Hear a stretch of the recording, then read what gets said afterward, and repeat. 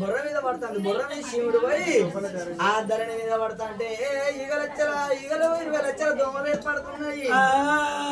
ఇదే గూని మళ్ళీ యశం మీద నా భార్య దగ్గరకు పోతానా అని ఆ భగవంతుడు కూని కుష్టాది రోగం తయారు చేసుకొని భగవంతుడు రారాజు మల్లయ్యా అంటారు.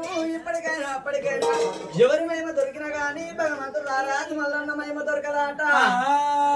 ఆ ముక్కంకర పెడితే ముని ఆకలి దొక్కడాట. భగవంతుడు రారాజు మల్లన్న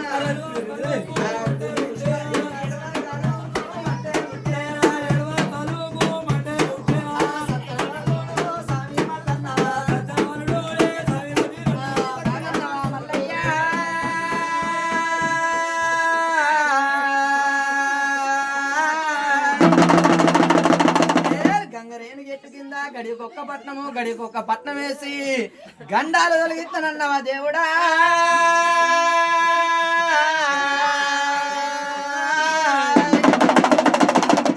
నర్రవారు చేసిన సేవ లోపల ఏమన్నా తప్పులు ఉంటే శరణు చేస్తున్నా మల్లయ్యా.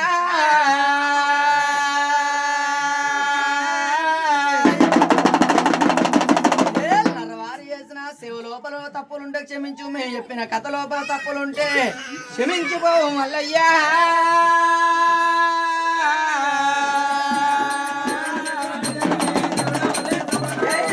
చంద్రుడ కళ్యాణమైన సుఖలాల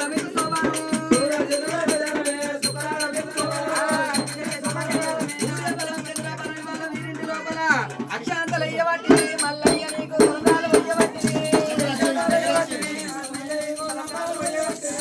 అక్షాంతలయ్యబట్టిని మల్లయ్య నీకు తలంబ్రాలు